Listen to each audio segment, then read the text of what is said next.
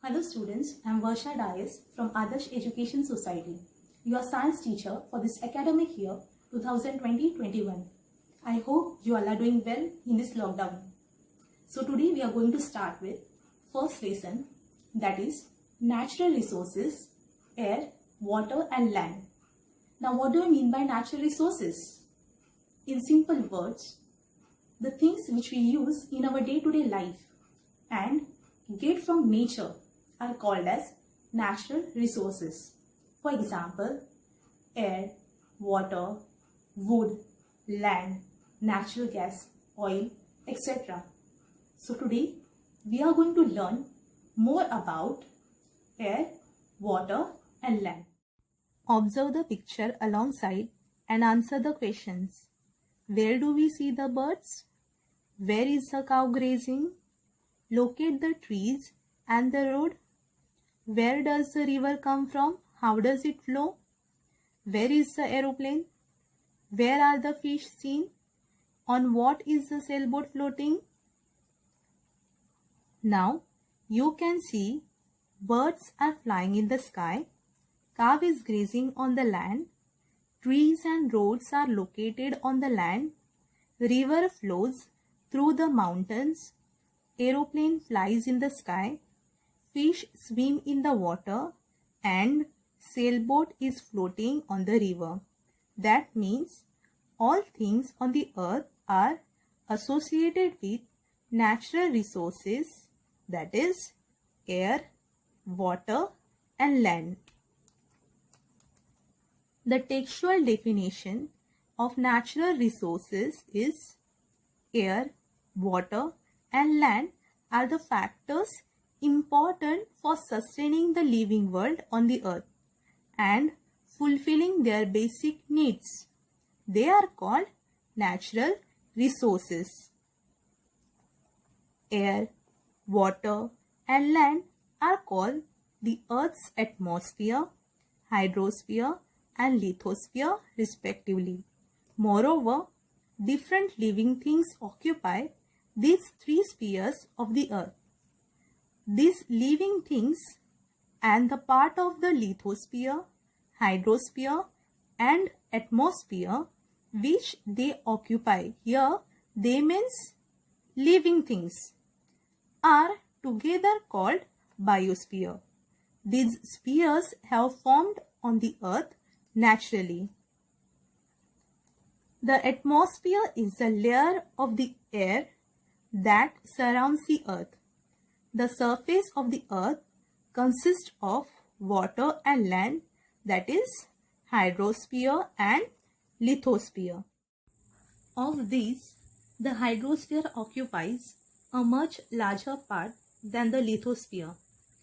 As you can see on the screen, 29% of surface of the earth is covered by the land and 71% of surface of the earth is covered by water.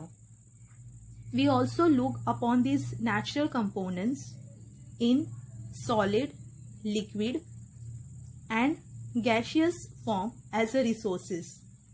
For example, land as a solid, water as liquid and air as gaseous. In other words, we use them to fulfill our requirements. I hope you all understood basics of natural resources. Now let's start and understand first important natural resource, that is air. As you all know, air is the atmosphere around the earth. For breathing, we require oxygen. Now, where is this oxygen present? Yes, right, in the air. So, oxygen is present in the air. Like oxygen, there are nitrogen, carbon dioxide, 6 inert gases, nitrogen dioxide, sulfur dioxide, water vapor and dust particles are present in the atmosphere. There are 5 layers of atmosphere. First one is the troposphere, second stratosphere, third mesosphere, fourth ionosphere, and last fifth one is the exosphere.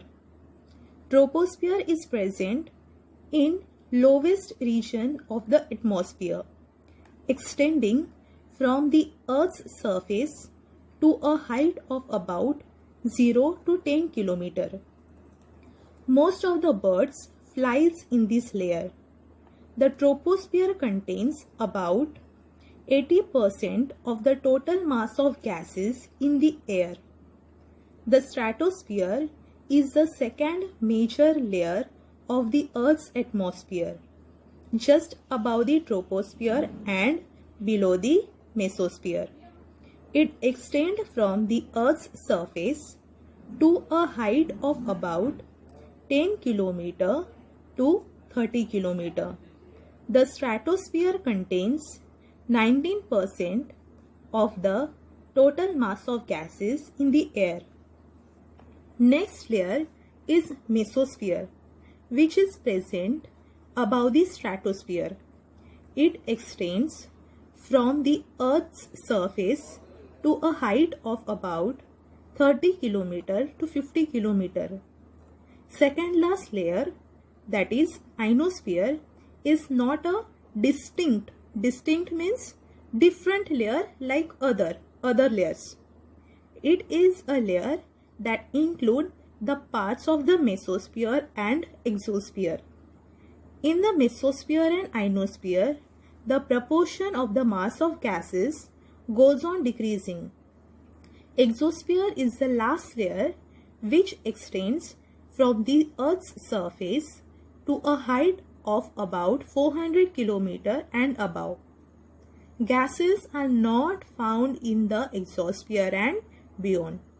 You can see that air is the mixture of several gases and is the chief constituent of the Earth's atmosphere. Besides these gases, air also contains water vapor and dust particles. The amount of the gases in the air is the greatest near the surface and decreases as we go higher and higher from the surface. That is, air becomes rarer at higher altitudes. Rare at the higher altitude means it becomes very less as it goes away from the surface of the earth. For example, mountaineer carries oxygen cylinder while climbing the mountain because when they reach at higher altitude, air becomes rarer. The proportion of the constituents of air are as follows. Nitrogen is present 78%, oxygen is 21%, carbon dioxide is 0.03%, argon is 0.9%, and other constituents of air are 0.09%. Now let's discuss about some uses of gases in air. First is nitrogen. Nitrogen helps living things to build the necessary proteins. It is also useful in the production of ammonia and in airtight packaging of foodstuffs. Example of airtight packets are Lay's and Kurkure. Second is oxygen. It is necessary for respiration in all living things and for combustion. Now, here what is combustion? Combustion is a burning of a substance. Third one is carbon dioxide. Plants use it for producing their food and it is also used in fire extinguishers. Fourth one is the argon. It is used in electric bulbs. Fifth one is helium. It is used for obtaining low temperature and also for generating lifts in airship. It is also used in balloons. Sixth one is neon. It is used in decorative lights and for street lighting. Mostly we use decorative lights in Diwali festival. Seventh one is the krypton. It is used in fluorescent tubes. Last one is xenon. It is used. Now, what is the similarity in the three pictures given on the screen? All the three pictures show large scale emission of smoke. What is emission? Emission means giving out or producing through different agencies. Now, which are the different agencies do you see in the picture? We see the chimneys of the factories. We see vehicles giving out smoke and other gases. And we also see in last picture forest fire. So, even when the forest fire burns, it gives out harmful gases. This smoke directly mixes with the atmosphere, disturbing the balance between the constituents of air. We have learned that the air comprises of various gases in their fixed percentage. So, when all these gases goes to the air, all the balance of gases gets disturbed. This is called air pollution. Harmful gases are given out through combustion of fuels. What do you mean by combustion of fuels? That is burning of the fuel. Fuel that is used in the vehicles, that is petrol, diesel, natural gas. When it burns, it gives out harmful gases, and also in big industries through the incomplete combustion of fuels like wood and coal. As a result, air pollution is increasing day by day. The gases that are produced due to the burning of these fuels are nitrogen dioxide, carbon dioxide, carbon monoxide, sulfur dioxide, and soot. Let's learn about the ozone layer present in our atmosphere. Now, there is a layer of ozone gas in the lower part of the stratosphere. Ozone gas is not directly useful for the survival of living things. That is, it is not directly used by us and living organisms on the earth. Yet, it is very important for all living things to have this layer of ozone at a high altitude around the earth. Now, why we require this ozone layer? We require this ozone layer because the ultraviolet rays coming from the sun are very harmful for all living things. Now, what this ozone layer does? This ozone layer absorbs these harmful rays into it, and as a result, life on the earth is protected and gets saved from ultraviolet rays. This ozone layer acts like a protective shell of the earth. That is, it protects our earth. It is like an umbrella protecting all the living things. The ozone layer is destroyed if chemical gases like carbon tetrachloride or the chlorofluorocarbon used in air conditioners and refrigerators mix with the air.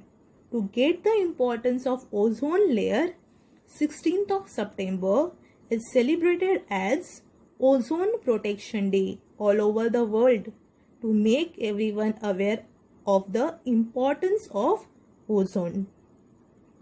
Now, do you know, in metropolitan cities like Mumbai, Pune or Nagpur, boards are displayed at places of heavy traffic to show the proportion of the air at that place. Due to these boards, we can see the amount of harmful elements in the air. During this lockdown, because of less traffic, we have observed clear sky, which results in reduction of air pollution to some extent. Now let's start second important natural resource, water. From morning we get up till we go to the bed, we use water for many purposes. It is very difficult for us to live without water. It is almost impossible to spend even a single day without water. We need to drink 3 to 4 liters of water every day so that all our bodily functions run smoothly. Other living things also require water, although the amount of water they need may vary according to the size of their body. That means the amount of water required by human beings, birds and animals are not same. Thus, we see water is very important. In nature, water occurs in 3 states, that is solid, liquid and gas. Normally, water is in liquid state. Ice is an example of water in a solid state, and water vapor is an example of water in a gaseous state. Water does not have color, taste or odor. If you will put sugar in the water, what happens? Right, sugar gets dissolved in the water. Like sugar, many other substances readily dissolve in water. Therefore, water is a universal solvent. The blood of humans, animals and the sap is a watery liquid in plants, contain a very high proportion of water. No living things can survive without water. Therefore, it is said that water is life. Now we will see how water is formed. If hydrogen gas burns in air, it combines with oxygen and water is formed. If you will compare pie chart that shows the distribution of water on the earth and the table which shows the percentage of available water on the earth, 97% of water is present in seas and oceans, 2.7% is groundwater, ice and water in other forms, and only 0.3% of water is available for drinking, that is fresh water. We cannot use all the water on the earth because seawater is salty. Some water is in frozen state, that is in the form of snow and ice. A very small quantity of water is available for drinking, yet it is enough for all living things. Water is used for different purposes like industry, agriculture, electricity, swimming, washing clothes, etc. Do other living things use water like we do? No. Other living things also need water, but in varying proportion. We use water in large quantities. We have learned that water on the earth is regulated through water cycle. We have learned about the water cycle in previous standards, right? So, in water cycle, water evaporates, forms into clouds, and then it comes down in the form of rain. The water vapor formed from the oceans is the main source of water in the water cycle. It gets converted into rain, creating fresh water sources on earth. What are the natural sources of water? We get water from natural sources such as streams, rivers, ponds, springs, and lakes. Man also dig wells and bore wells to lift groundwater. Apart from this, man has also constructed bunds and dams of various sizes on rivers. Now, let's learn about the scarcity of water. What do you mean by scarcity? Scarcity means shortage. Shortage of water. The amount of water that is available on the earth is reducing. Now, this is due to the changes in rainfall and uncontrolled use of water for an increasing population. As population is increasing, people need more water. Usage of water has also increased. There is also increase in industries and farming. Because of all these things, there is shortage of water. Water scarcity has become a serious problem. So, we have to think about saving water, conserving water, so that it will not become a serious problem. We have to follow following things for conserving water. First one, use water sparingly. That is, we should not waste water. The amount of water we require, only that much of water we should use. Second one, block water, let it percolate. It means that construct bunds or dams and let the water gets collected into it. Let it go into the ground so that we can dig more borewells and wells. Third one is store water wherever possible. And last one is reuse water wherever possible. Remember, stored water does not become stale or spoil at once. We can use that water wherever we require. After learning two important natural resources, now let's move on to the last important natural resource, that is land. In the form of stones, soil and big rocks. It is not flat everywhere. It is hilly in some places and flat in others. All terrestrial animals, including man, live on land. How does a terrestrial animal use land? Now, some terrestrial animals dig burrows in the ground for shelter. That is, animals like rabbits and snakes, they make their homes deep into the soil. That means they use land for fulfilling their needs. We human beings also use land for farming, building houses and roads. In what other ways land useful to us? We make use of plants and animals in the forest that grow on the land.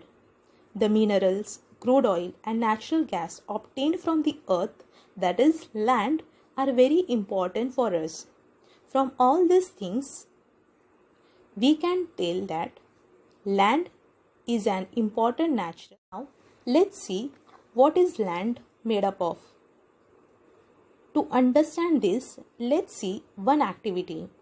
Take a transparent plastic bottle, a handful of soil, some stones, sand, some dry leaves and water. Cut off the upper tapering part of bottle. Put the rest of the materials in the lower part and add water. Stir the mixture thoroughly and put it aside. Observe it the next day and answer the following questions. How does the mixture in the bottle look now? Do you see layers in it? What is seen in the different layers from top to bottom? Now, look at the picture alongside.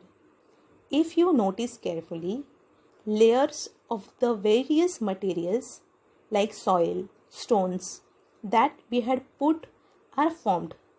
So the land on our earth looks like this. If a pipeline is being laid in your neighborhood, observe carefully the pits dug for this purpose. You will see some layers under the land surface. If the land has mature soil, the topmost layer is formed by the decomposition of the remains of plants and animals. Now, what is decomposition here? When animals, plants dies, microorganisms eat their remains and it turns into soil. So this layer is called as humus. It is usually found in dense forest. A dense forest is a forest thick with trees or having trees growing very closely together. The land below this is full of sand, soil, small stones, worms, and insects. Soil and pieces of bedrock are found below this layer of land. This soil is immature. Further, below this layer, the proportion of soil decreases and that of rock increases. That is, there is less of soil and more of rocks. Now, this is the layer of bedrock. The main mineral in the soil are derived from this rock. This is the reason why the soil in different regions is different. The color and texture of soil are both determined by the bedrock. So next time when you are going to your villages or visiting different places, observe the soil. Sometimes the soil is dark brown in color. Sometimes it is very light in color. Sometimes it is red. Sometimes it is black in color. So the texture and color of the soil is depend on the bed. Now, how is soil formed? The soil on the land is formed by a natural process. The abiotic components, abiotic means the non-living things in soil, are supplied through the weathering of bedrock. What do you mean by weathering of bedrock? As the season changes, we have summer, winter and rain. During this period, all the rocks gets break into small parts and soil is formed. Due to heat, cold and water of the sun, wind and rain respectively, the bedrock breaks down into smaller pieces and stones, sand and soil are formed from these pieces. Microbes, worms and insects are found among the soil. Rodents like mice and rats are also found here. The roots of trees growing on the land also helps in weathering of rocks. Now, all this helps in breaking the rocks and forming the soil. Now, the process of soil formation is slow and continuous. It takes about 1,000 years for a 2.5 centimeter thick layer of mature soil to form. So that land is very important natural resource. But what happens is soil can get destroyed in a short period due to floods, storms and human activities such as mining. Mining means extracting valuable resources from the earth's crust like ores and minerals. That is why it is necessary to conserve soil and to prevent erosion of land. Erosion means destruction. The best remedy for this is to increase the green cover of the land. That means grow more trees, more grass, so erosion of land gets reduced. If you plant more trees, grass, shrubs, then it holds the soil together and do not allow the soil to wash away due to the floods or being blown away by the wind. Do you know, students? Humus is a layer formed on the soil due to the decomposition of dead plants and animals by microbes. Now the microbes are present in the soil. When the dead plants and animals go into the soil, these microbes break down the body of the animals and plants. So all the nutrients from these dead plants and animals goes into the soil. So humus supplies nutrients to the soil. Humus is also important for aerating the soil and for holding water in the soil. The proportion of humus in the upper layer of good fertile soil is about 33% to 50%.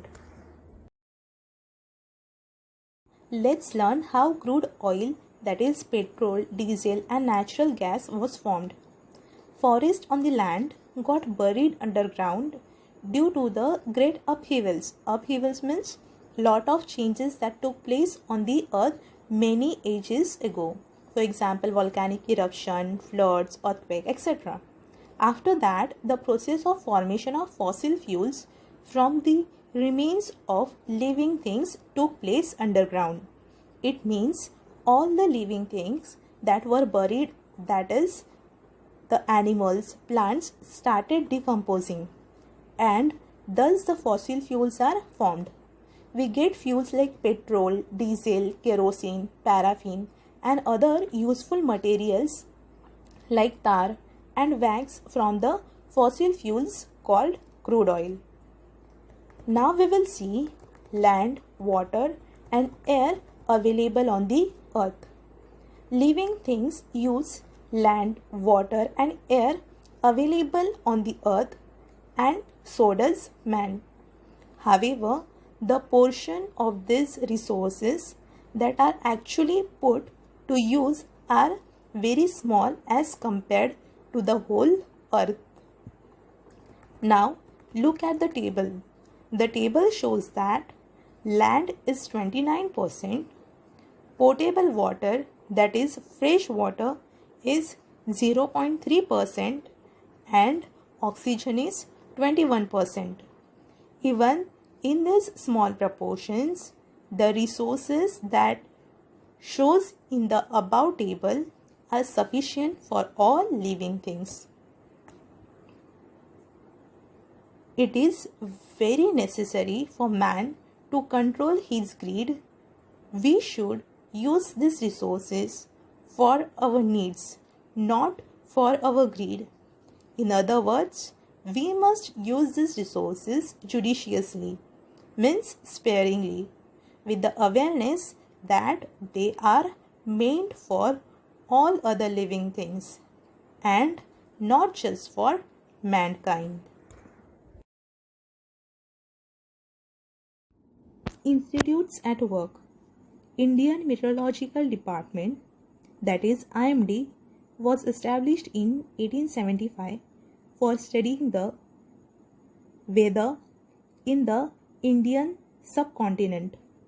The main function of this institute is to observe the weather and to make weather forecasts, that is to predict the weather. What could be the weather tomorrow, whether it will be hot or whether it will be rain. Now, this institute also conducts research related to changes in weather, makes forecasts about rains and studies the developments related to global. Thank you students for watching this video. Stay home, stay safe.